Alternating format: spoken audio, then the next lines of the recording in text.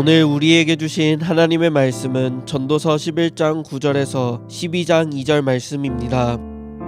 청년이여 내 어린 때를 즐거워하며 내 청년의 날들을 마음에 기뻐하여 마음에 원하는 길들과 내 눈이 보는 대로 행하라. 그러나 하나님이 이 모든 일로 말미암아 너를 심판하실 줄 알라. 그런즉 근심이 내 마음에서 떠나게 하며 악이 내 몸에서 물러가게 하라. 어릴 때와 검은 머리의 시절이 다 헛되니라. 너는 청년의 때에 너의 창조주를 기억하라. 곧 곤고한 날이 이르기 전에 나는 아무 낙이 없다고 할 해들이 가깝기 전에 해와 빛과 달과 별들이 어둡기 전에 비 뒤에 구름이 다시 일어나기 전에 그리하라. 오늘 이 말씀에 많은 은혜 받으시기 바랍니다. 삼포세대는 여러분 잘 아시는 것처럼 청년들의 삶 자체가 힘들어지고 그로 인해서 취업 자체가 취업 전쟁이라는 삭막한 용어를 쓸 정도로 어렵고, 그것 때문에 이들이 일종의 인생의 닫혀진 문을 경험해서 연애, 결혼, 출산을 포기한다. 세 가지를 포기한다라는 의미에서 삼포 세대라고 부르는 것입니다. 인생의 닫혀진 문 앞에 서 있는데 10대, 20대 때 가장 관심이 있고 또 해결해야 할 이성의 문제, 연애도 포기하고 이어지는 결혼도 포기하고 또 결혼한 젊은 층들이 출산도 포기해서 삼포 세대라는 것입니다. 세월이 흘러가서 2014년이 됐어요. 2014년이 됐을 때 국립국어원은 5포 세대를 발표합니다. 3포 세대도 굉장히 마음이 안 좋은, 마음이 아픈 신조어인데 3포에다가 인간관계도 포기하고 주택 구입을 포기해서 5포 세대라는 것입니다. 새해가 돼서 어떤 분이 글을 썼어요. 글을 썼는데 이분은 7포 세대가 되었다 합니다. 연애, 결혼, 출산, 인간관계, 주택 구매를 포기한 데다가 2016년에 이 땅의 청년들이 꿈을 포기하고 희망을 포기해서 7포 세대가 되었다라는 진단입니다. 7포 세대라는 단어를 보면서 제가 마음이 굉장히 아프고 어려웠어요. 20대 청년은 혹은 10대 후반에 청년기로 접어들어가는 청소년들은, 예비 청년들은 지금까지 살아온 날보다는 앞으로 살아갈 날들이 더 넓게 펼쳐지기 때문에 미래를 꿈꿔야 될 세대죠. 인생의 닫혀진 문 앞에서 한숨 짓고 눈물 짓고 포기하고 낙담하고 돌아서는 것보다 앞으로 펼쳐진 인생을 기대하는 마음으로, 앞으로 펼쳐진 인생을 소망하는 마음으로 새롭게 걸어가야 할 세대이죠. 저는 이 땅의 청년들이 자신이 살아갈 미래를 이미 닫혀진 문 때문에 포기하는 세대가 되기를 원치 않습니다. 이 땅의 청년들은 더 믿음이 있어야 하리라 생각합니다. 믿음의 사람이 자기의 살아갈 미래를 닫혀진 문 때문에 포기하지 않습니다. 저희가 살펴본 것처럼 하나님께서는 문을 닫는 분이 아니십니다. 하나님께서는 문을 여시는 분이십니다. 그리스도의 사람이라면, 그리스도인 청년이라면 내 앞에 닫혀진 문 때문에 주저앉기보다는 내 스스로 걸어 잠근 문이 있는지, 내 스스로 닫은 문이 있는지를 바라보고 하나님이 주시는 믿음과 은혜와 능력으로 내가 스스로 걸어 잠근 문을 먼저 열어야 합니다. 그리고 하나님의 도우심을 구해야 합니다. 바울이 표현한 것처럼 바울의 시대에도 비천함이 있었고 바울의 시대에도 고귀함이 있었습니다. 배고픈 궁핍함이 있었고 배부른 풍성함이 있었습니다. 바울은 고백합니다. 내가 어떤 상황에서도 내게 능력을 주시는 그분 안에서 나는 스스로 자족하는 법도 배웠습니다. 내 인생의 문이 닫혀질 수도 있고 열려질 수도 있지만 나는 닫혀지든 열려지든 어떤 삶에서도 그분 안에서 내게 주신 인생의 길을 그리스도의 꿈을 품고 하나님의 꿈을 품고 나는 끝까지 계속해서 쉼 없이 달려갈 것입니다. 나는 내게 능력을 주시는 그분 안에서 모든 것을 감당할 수 있습니다. 이것이 우리 시대 가운데 특별히 청년의 시절을 보내고 청년의 날들 가운데 믿음 있는 그리스도의 사람으로 살아가는 우리 청년들이 하나님께서 주시는 교훈으로 받아들이고 인생의 닫힌 문보다는 열려진 문을 꿈꾸며 열려진 문으로 나아가는 귀한 청년들이 되기를 주님의 이름으로 축원해드립니다. 그리스도의 사람에게는 두 가지가 중요합니다. 하나는 나는 하나님께 쓰임받는 인생이다 라는 분명한 자기 결단입니다. 그리고 분명한 하나님을 향한 자기 신앙 고백입니다. 또 하나는 어떤 건가요? 내가 하는 어떤 일을 통해서, 내 일터를 통해서 하나님 신앙을 고백하는 사람이 되겠습니다 하는 결단입니다. 이 두 가지가 있을 때 하나님이 그 인생의 문을 여십니다. 이 두 가지가 분명하지 않으면 아무리 좋은 직장을 꿈꿔도, 아무리 사회에 공헌할 수 있는 직업을 갖고 있어도, 아무리 여러분이 입으로는 뭐라고 고백해도 인생에 닫혀진 문들을 확인하게 될 것입니다. 저희는 그 점을 나누었어요. 우리가 하나님께 쓰임받는 인생이 되려면, 혹은 하나님이 열어주신 문을 향해서, 하나님이 열어주신 문을 통과해서 하나님이 우리에게 주시는 시온의 대로 형통한 길을 걷기 위해서는 하나님의 꿈을 품고 하나님의 꿈을 추구하는 사람이 되어야 합니다. 우리는 이 사람을 그리스도의 사람, 그리스도인이라고 부르는 것입니다. 말하자면 우리 인생의 길은 그리스도인이 될 때 가능한 것입니다. 이 땅의 모든 사람들은 어떤 인생을 꿈꾸나요? 전도서 11장, 12장은 청년이라고 번역했지만 이것은 이스라엘의 부모들이 자녀들을 향해서 자녀 세대에게 그리스도의 교훈, 하나님의 교훈을 주는 것입니다. 하나님의 교훈은 어떤 것이라고 얘기하나요? 아주 분명하게 부모들은 얘기합니다. 청년 때의 특징은, 혹은 인생의 특징은 9절에 보면 마음에 원하는 길을 가는 것입니다. 이 땅의 모든 사람들은 믿음이 있든지 없든지, 좀 성숙하든지 미성숙하든지 마음에 원하는 길을 가고 싶어 합니다. 두 번째로 인생의 특징을 전도서 11장은 뭐라고 얘기하나요? 인간의 눈이, 내 눈이 보고 행하기를 원하는 길을 가는 것입니다. 눈으로 본 것을 행하기를 원하는 것입니다. 눈으로 본 것을 갖고 싶습니다. 눈으로 본 것을 만지고 싶습니다. 눈으로 본 것들을 행하고 싶어진다는 것입니다. 이것이 전도서가 얘기하는 인생의 특징입니다.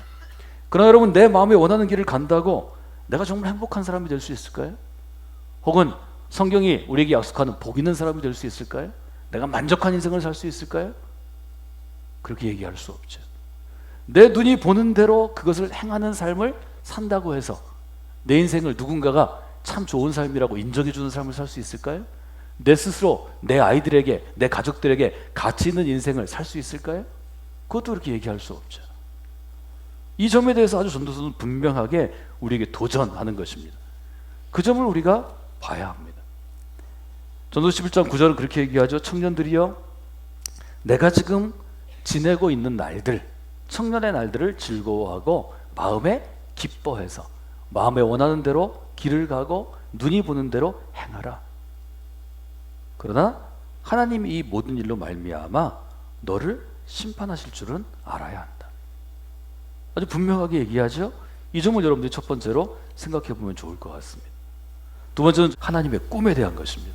하나님의 꿈 있는 사람들은 에너지가 있습니다. 에너지의 또 다른 이름은 바로 힘, 능력입니다. 파워라고 우리가 번역하기도 하죠. 에너지가 있다는 것은 능력이 있다는 것입니다. 능력이 넘친다는 것입니다. 하나님의 꿈이 있는 사람들에게 이 두 가지 특징이 있다는 것을 이야기합니다. 전도서로 다시 돌아가 보면 우리가 잘 아는 구절이 있습니다. 전도서 11장 9절, 청년이여 너의 청년의 때를 즐거워하라. 근데 이 구절에 대해서는 청년들이나 아니면 우리들이 믿는 이들이 오해하는 부분이 있죠. 즐거워하라를 어떻게 번역하는가 하면 즐겨라로 번역하는 수가 많습니다. 청년이여 내 마음대로 내 청년의 때를 즐겨라. 마음에 원하는 거 하고 눈이 보는 대로 다 행해라. 그러나 성경이 얘기하는 것은 enjoy라는 뜻이 아닙니다. 즐기라는 뜻이 아닙니다. 오히려 이것은 빌립보서와 가깝죠. 빌립보서는 뭐라고 명령하냐면 빌립보 교회 성도 여러분 기뻐하십시오. 그리스도 안에서 기뻐하십시오. 그분이 주는 능력 안에서 기뻐하십시오. 그분의 은혜 안에서 기뻐하십시오. 그래서 우리는 빌립보서를 기쁨의 서신이라고 부르는 것입니다. 청년들에게 지금 전도서가 얘기하는 것은 내 마음이 원하는 대로 눈이 보는 대로 마음껏 즐겨라가 아닙니다.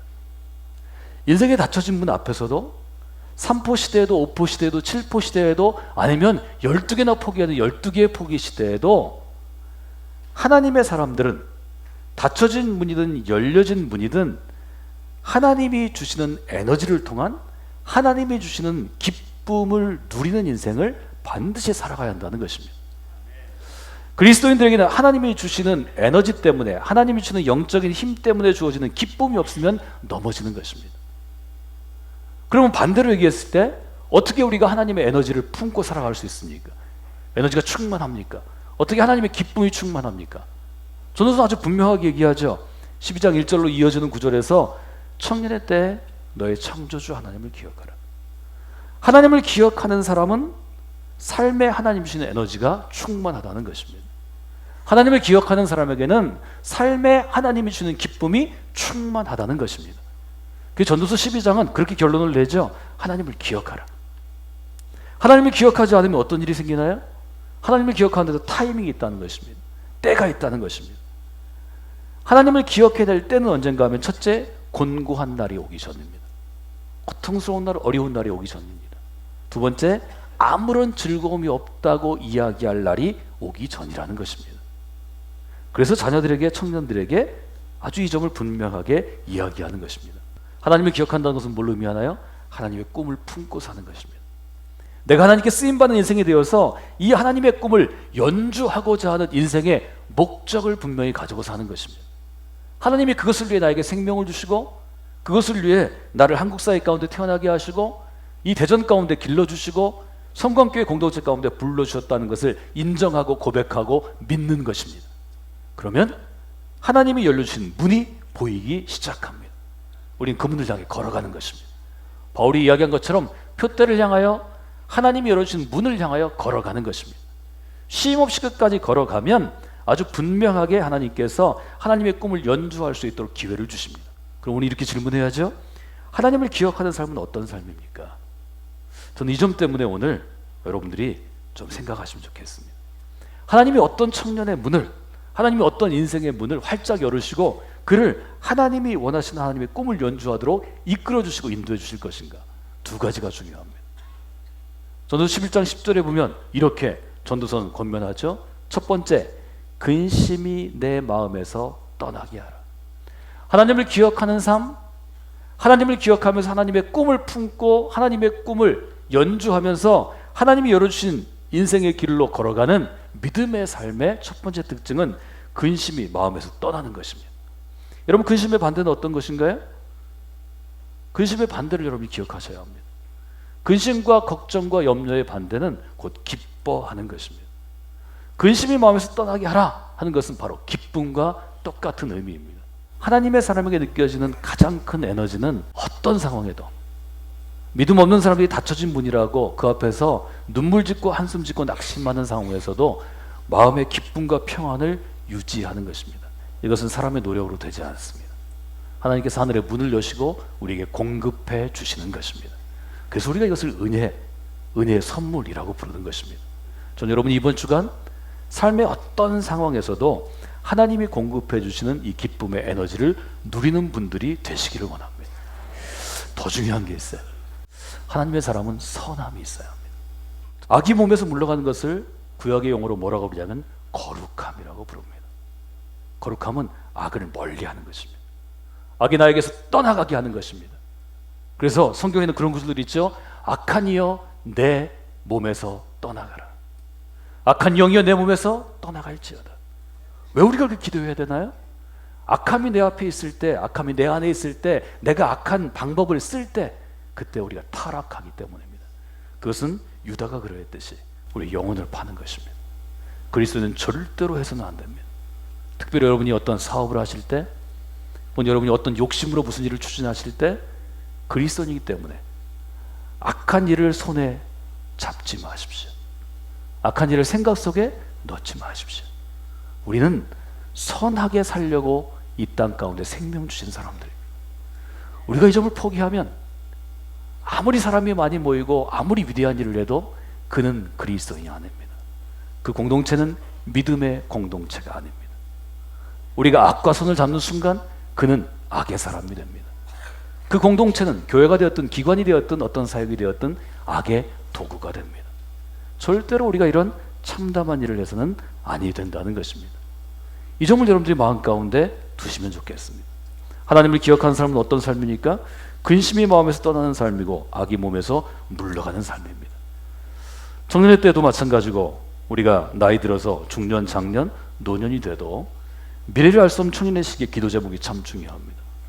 우리가 믿음이 연약하기 때문에, 아직 성숙하지 않기 때문에 청년의 때 자기 유익만을 위해 기도하기 쉽습니다. 하나님, 매일매일 화창한 햇빛만이 제게 비추어지기를 원합니다. 그러나 여러분, 그것은 잘못 기도하는 것입니다. 저는 우리 교회에서 자라는 청년들이, 또 예비 청년들, 청소년들이 이렇게 기도하기를 원치 않습니다. 인생에는 적절한 햇빛도 있어야 하고 적절한 비도 있어야 합니다.